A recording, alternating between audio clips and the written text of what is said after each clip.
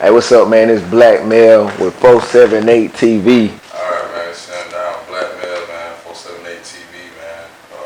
This your first time sitting down with us, man. So get in the background. Where you from? Where you grew up? I grew up in West Macon, man. I spent most of my time in Macon, Georgia. Still here today. That's pretty much, West Side area, man. So the people that's not from Georgia, you know what I'm saying, who tend to only know about Atlanta, tell the people a little bit about Macon, that they might not know about, Georgia, not from the South in general. Like, what's some of the stereotypes that you be going? Yeah, man, but one of the biggest stereotypes they place on our city, man, is that it's this violent, dangerous place. But one of the ones that they don't acknowledge is that the fact that there's so much musical history in Macon, man. Like, Lil Richard started off here, Percy Welch, the Allman Brothers, James Brown got his start here. Even when it comes to the hip hop scene, man, we had, artists like John Amos and Sonny Spoon and Soulism that was doing stuff on an independent level and on a mainstream level. So that's the light I like to shine on the city, man. Yeah.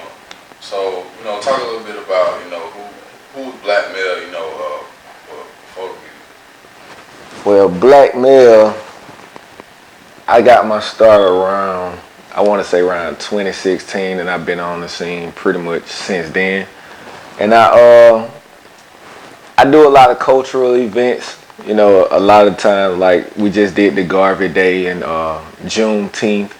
And Blacc Mel is pretty much, man, a person of the community, a person that has a voice, given the platform that we have. So that's Blacc Mel for the people who don't know. Talk a little bit about, growing up, like, did you come from a one-parent home, two-parent home? Like, talk about a little bit about your upbringing. Now, the upbringing, it was pretty much, I had the best of both worlds. So it was like, with my mom, I stayed with my mom most of the time. But as I got older, I wanted to see what it was like to live with my dad. So, I moved with my dad and his wife for a while, so things was a lot different for me. Because when I was staying with my mom, I was pretty much, in the streets and things of that nature. But when I got with my dad, it was a lot more discipline, So I had the best of both worlds, pretty much like a Fresh Prince type situation.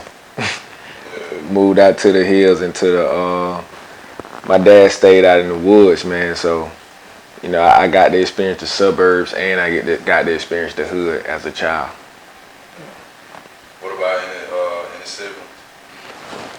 Nah, I have total, I think I have 9 siblings, 9.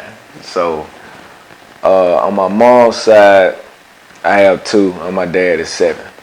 So, plenty of sisters and brothers. On my dad's side, I'm the oldest, and on my mom's side, I'm the middle child. So that's actually where I got the idea from. My recent release project, Problem Child. Yeah, they always say the middle child is the problem child, and I grew up being that pretty much, on my mom's side. So that's where I got the idea from it from. Talk a little bit about, like being like the middle child, like how, what was that like for you coming up, like? Well, being that my sister was the oldest on my mother's side, she